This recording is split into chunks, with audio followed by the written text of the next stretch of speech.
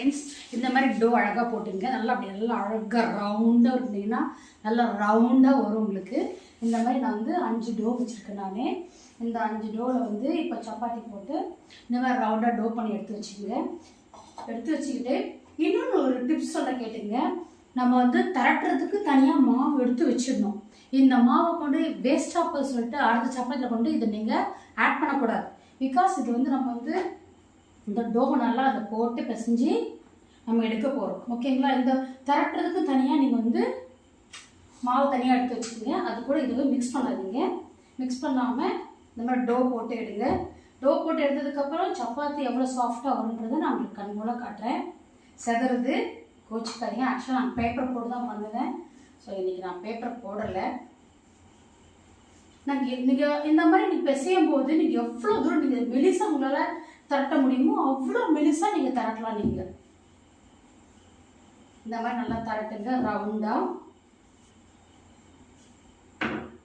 பாருங்க, இந்த மாதிரி ரவுண்டாக திரட்டிட்டு ஆல்ரெடி நான் சப்பாத்தி கல் சூடாக இருக்குது. இந்த கல் சூடாக சப்பாத்தி போய் எடுக்கிற பாருங்க.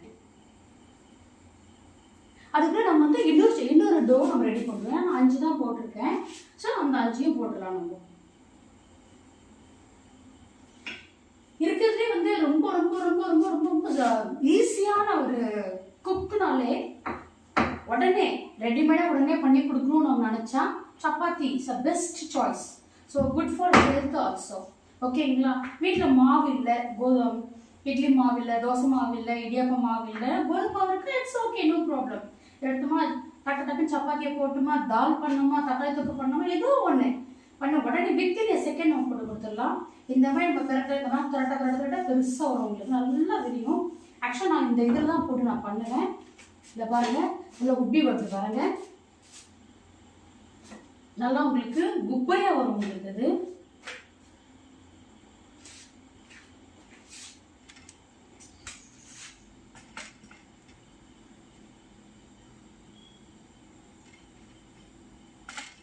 நல்லா உப்பரையாக வருதா உங்களுக்கு?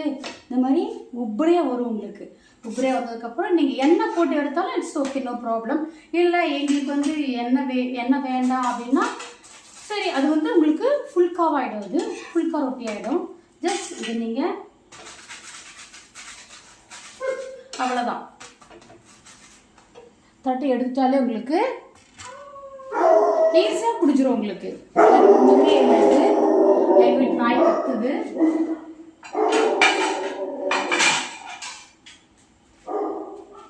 ஸோ அழகாக இந்த பிளேட்டில் அழகாக சர்வ் பண்ணிங்கன்னா பார்க்கறதுக்கு ரொம்ப நல்லாயிருக்கும்.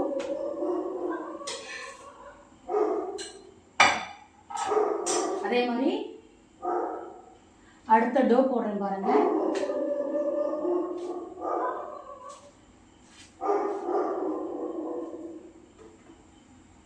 நல்லா உங்களுக்கு வந்து நான்ஸ்டிக்னால நல்லா உங்களுக்கு தவா உங்களுக்கு நல்லாவே சூடாது.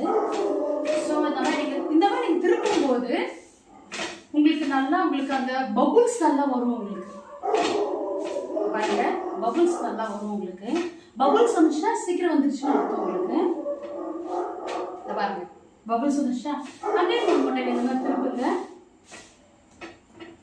சில பேர் கை சுட்டுக்கும். அது வந்து எனக்கு எங்கெல்லாம் ப்ராக்டிஸ் ஆகிடுச்சு. ஸோ எனக்கு இப்போ ப்ராப்ளம் கிடையாது. நாங்கள் மோஸ்ட்லி நம்ம வந்து கரண்டி யூஸ் பண்ண மாட்டோம். நல்லா உப்படி வருது பார்த்தீங்களா? இந்த மாதிரி உப்படியாக வரணும். இந்த மாதிரி உப்படியாக வந்தால் தான் உங்களுக்கு இந்த சப்பாத்தி இந்த சாஃப்ட் கிடைக்கும் உங்களுக்கு. ஓகேங்களா?